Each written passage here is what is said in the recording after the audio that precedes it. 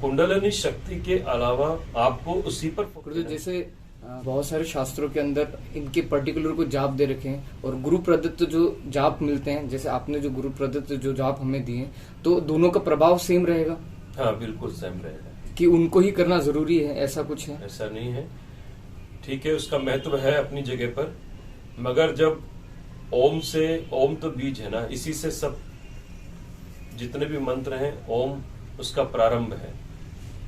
तो ओम से आप कोई भी चक्र का भेदन कर सकते हो, ठीक है, एक एक जगह पर ठहर कर।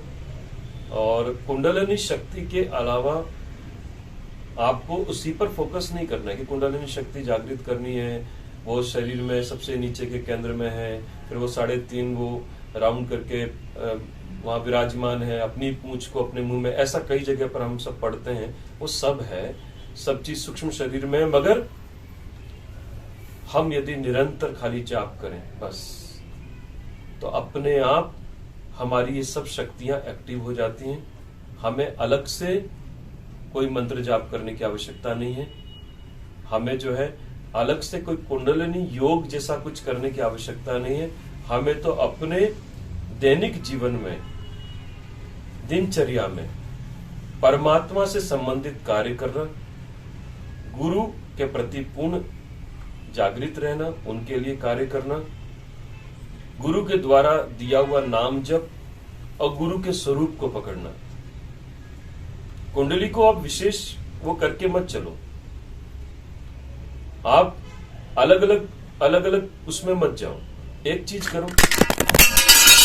आज आपका ऐसा प्रश्न था, तो उस प्रश्न के अनुसार मैंने आपको उत्तर दिया कि भाई आपका प्रश्न है कि कुंडली, मगर यदि आप मुझसे ऐसे पूछोगे तो मैं आपको ये बोलूंगा कि दम्भी निजमत कल्प कर प्रकट की न बहुपंथ, है ना। बहुपंथ में मत जाओ, इतने सारे में क्यों घूमे हम। हमारे गुरु ने बोला कि ओमित्य अक्षर ब्रह्म, ओम अक्षर ब्रह्म है, तस्य वाचक प्रणवा, है ना। प्रणव का जाप करो, ओम का जाप करो और सदगुरु का ध्यान करो, है ना। धैर्य रखो, शांति रखो, अपने अंदर इनकी मात्रा बढ़ाओ, धैर्य की मात्रा बढ़ाओ। आज यदि कोई चमत्कार करना है, चमत्कार देखना है, तो आपके अंदर प्रकट होगा। आपकी श्रद्धा के कारण चमत्कार होता है। जिसमें चाहो प्रकट करना है परमात्मा को, प्रेम से प्रकट होई में जाना, है ना। किससे प्रकट होते हैं? प्रेम से। प्रहलाद जी ने के अंदर इतना अपने इष्ट के प्रति प्रेम था कि वो प्रेम के कारण खंबे में नरसिंह अवतार ले लिया, फेंका तो वहां बचा लिया, बराबर कि नहीं। जब हमारा प्रगाढ़ प्रेम हो जाता है तो ये स्वरूप प्रहलाद जी का होता है। हमारा मन जब अच्छा होता है, यही पढ़ते हैं ना गुरु महाराज की वाणी में, हम सुनते हैं कि मन जो है क्या है आपका, गणेश स्वरूप में आ जाता है। वैराग्य, हनुमान जी महाराज जो है, वो जब आप बहुत बहुत वैराग्य में जाते हैं तो वैराग्य रूपी हनुमान बन जाते हैं। हनुमान जी महाराज आपके सहाय होते हैं, है ना। आप दास भाव रखते हैं, आपके अंदर दास से भी दास का भाव है और आप परमात्मा के रास्ते पर चल रहे हैं, तो जगह जगह हनुमान जी महाराज, गणेश जी महाराज, अलग अलग शक्तियां जिनको हम बाहर पूज रहे हैं, वो सब आपकी मदद करने लग जाती हैं किसी न किसी स्वरूप में, कोई सदगुरु के स्वरूप में। ये सब हमारे आदर्श हैं, ये सब हमारे जो है महापुरुष हैं, जिनके द्वारा हमने साधना को पकड़नी है। और ये कब खुश होते हैं? राम रसायन जिसके पासा, सदा रहे रघुपति के दासा, बराबर कि नहीं। तो राम रूपी रसायन को जो पकड़ता है, हनुमान जी महाराज उसकी मदद करने लग जाते हैं। तो ओम बोल दो या राम बोल दो, गुरु महाराज ने यही बताया। तो क्या करना चाहिए? सदगुरु का ध्यान और ओम का जाप करना चाहिए। अभी कई बार लोग बोलते हैं भाई सदगुरु का ध्यान तो कैसे करेंगे? सदगुरु तो सदगुरु को देख सकते हैं, ये चलते संत महात्मा, चलते फिरते परमात्मा है, जिन्हें हम देख सकते हैं, उनसे बातें कर सकते हैं। और इसका ये मतलब नहीं कि पीछे पीछे पीछे, जो गुरु ने एक बार दे दिया फिर आप दुनिया के किसी भी कोने में रहो, कहीं भी रहो, ठीक है। बस आपके अंदर अपने गुरु के प्रति पूर्ण श्रद्धा होनी चाहिए और आप चलते रहो, एक न एक दिन रास्ता मिल जाएगा, बराबर कि नहीं। तो हमें ज्यादा कुंडलिनी के चक्कर में नहीं पड़ना है।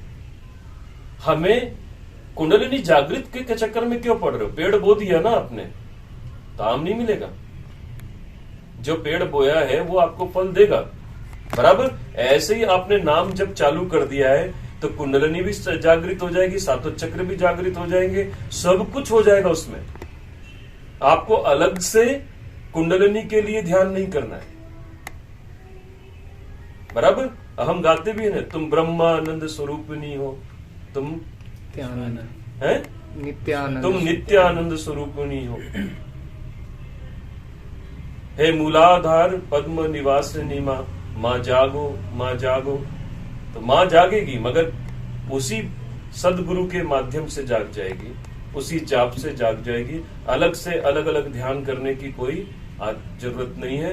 एक व्यक्ति है और वो व्यक्ति जो है गड्ढा खोद रहा है, कुआं जल निकालना है उसको अपने खेत के लिए। तो उसने क्या किया, एक जगह गड्ढा खोदा, और जब एक जगह गड्ढा खोदा तो खूब मेहनत करी।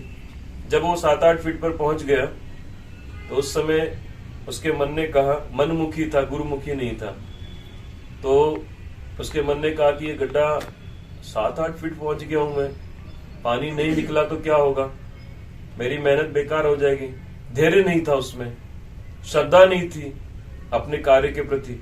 और फिर उसने फिर दूसरी जगह गड्ढा खोदना चालू कर दिया।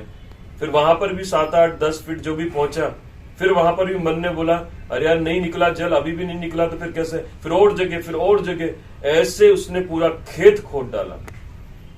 और जब खेत खोद के बैठ गया, वहां से कोई संत महात्मा गुजर रहे थे, निकल रहे थे वहां से। उन्होंने बोला, यार ये पूरे खेत में इतने बड़े बड़े गड्ढे क्यों हैं, इतने फीट गहरे गड्ढे क्यों हैं?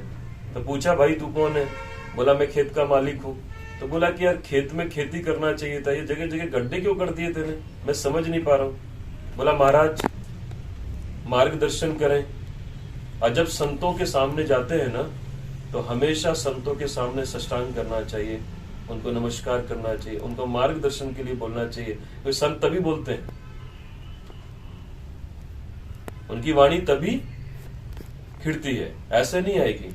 संत महात्मा ने क्या किया, बोला कि मैं जब भी गड्ढा खोदता तो मैं एक सीमा तय करके अंदर तक पहुंचता और मेरा मन कहता कि जल तो निकलेगा ही नहीं, पानी तो निकलेगा ही नहीं। और ऐसा करते करते मैंने पूरा खेत खोद डाला, पानी कहीं नहीं